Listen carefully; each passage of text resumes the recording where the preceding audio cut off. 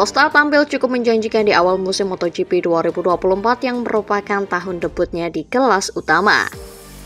Dari 3 seri pertamanya, dia sukses memboyong 2 podium dalam balapan utama dengan finish ketiga di Portugal dan kedua di Amerika Serikat. Namun sayang, setelah itu pembalap berusia 19 tahun tersebut belum pernah finish di podium lagi dalam balapan utama hingga paruh pertama musim ini berakhir pada seri ke-9 di Jerman.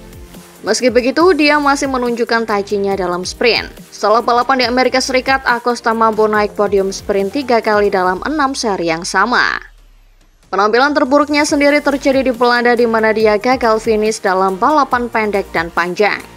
Oleh karena itu, Acosta menilai performanya perlu ditingkatkan lagi pada paruh kedua nanti. Dia pun menyambangi markas KTM di Austria setelah seri terakhir di Jerman, alih-alih langsung berlibur dalam jeda musim panas ini. Pembalap asal Spanyol itu menilai performa motornya belum bisa konsisten di setiap sirkuit yang ada. Oleh karena itu, dia bertekad untuk meningkatkan performanya dalam kualifikasi agar bisa lebih kompetitif dalam balapan. Secara keseluruhan, sejauh ini performa Acosta cukup apik di MotoGP 2024. Dia menutup paruh pertama musim di peringkat ke-6 dengan raihan 110 poin. Acosta mengungguli rider tim pabrikan KTM Brad Binder yang berada tepat di bawahnya dengan selisih 2 poin. Bahkan, sementara dia menjadi yang terbaik di antara para rider KTM lainnya, yakni Jack Miller yang berada di urutan 16 dengan 35 poin dan rekan setimnya Augusto Fernandez yang baru mengemas 15 poin saja dan terdampar di posisi 17 klasemen.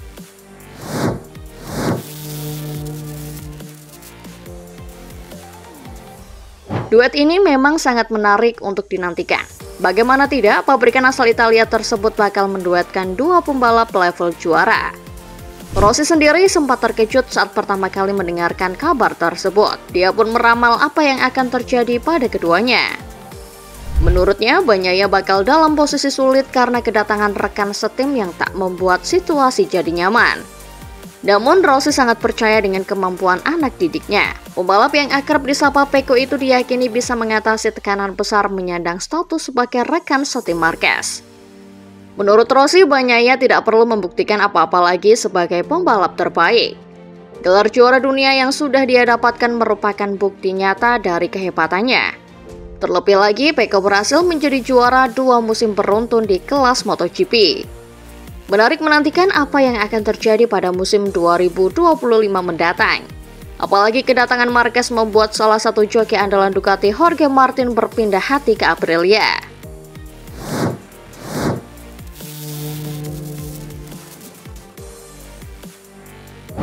Seperti yang diketahui, Tech3 sudah mengetok palu soal pembalap pilihan mereka yakni Maverick Viñales dan Enea Bastianini. Kondisi tersebut membuat Miller sudah mulai memikirkan kemungkinan jadi pembalap penguji. Membahas hal tersebut, dia membuat klaim yang cukup menarik. Mantan rekan setim Francesco Bagnaia di Lenovo Ducati itu mengklaim bahwa tidak ada pembalap yang benar-benar senang mengendarai MotoGP. Tak lupa dia mengulas alasan serta maksud dari klaimnya. Miller mengaku membalap bukan karena menyukai MotoGP dan berani menyimpulkan bila tidak ada orang yang benar-benar menyukai mengendarai sepeda motor MotoGP. Hal ini karena memang motor MotoGP benar-benar tidak menyenangkan. Memang ada senangnya, tetapi sangat menguras fisik, mental, dan lainnya. Belum lagi, sebagai pembalap, Miller merasa berjuang bukan hanya untuk balapan tiap pekannya saja. Malah menurutnya, balapan sendiri berfungsi untuk melepaskan tekanan yang ada. Joki asal negeri Kanguru itu baru mengoleksi 27 poin. Performa tersebut cukup kontras jika dibandingkan tahun-tahun Miller sebelumnya. Rasa tak puas tentu memenuhi rongga dada pembalap berusia 29 tahun itu. Namun dia tetap percaya bisa memperbaiki performa seiring berjalannya waktu.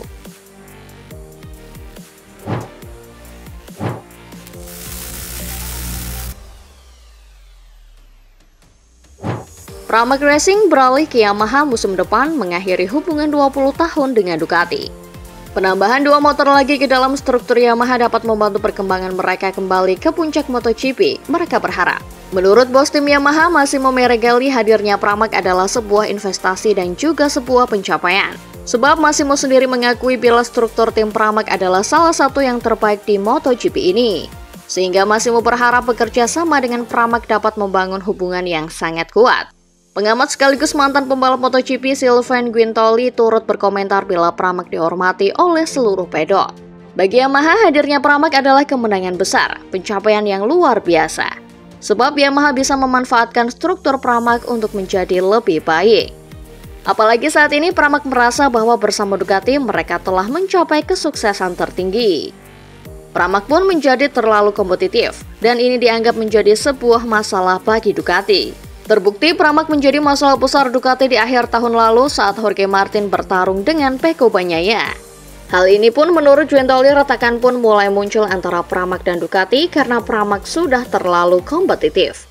Pramac gagal menjadi juara MotoGP di putaran final musim lalu ketika Martin digagalkan oleh Bagnaia. Martin akan pindah ke Aprilia pada tahun 2025 tetapi bisa membawa nomor 1 bersamanya jika dia memenangkan MotoGP musim ini mewakili Pramac. Tapi sejak kepindahan mereka ke Yamaha, Pramac menuding Ducati sudah tidak lagi percaya pada pengembangan pembalap muda. Pilihan Ducati untuk memilih Marc Marquez untuk tim resmi 2025 mereka telah membuat mereka kehilangan Martin, Marco Bezzecchi, dan Pramac.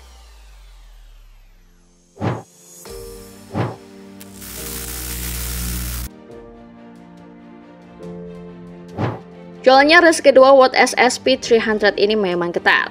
Saat dari posisi buncit, Aldi sedikit demi sedikit merangsek ke barisan tengah.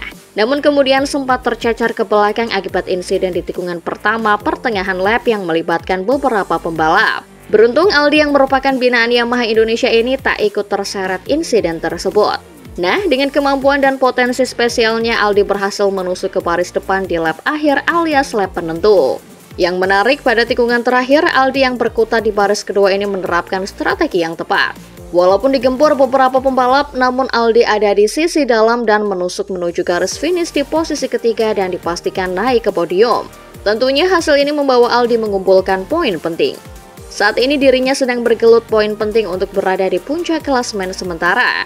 Sebagai pendatang baru, prestasi Aldi cukup merepotkan para seniornya. Oh ya, di sisi lain kakaknya Galang Hendra Pratama juga tampil cukup baik. Galang yang juga terlepas dari insiden beruntun tadi berakhir finish di posisi ke-8.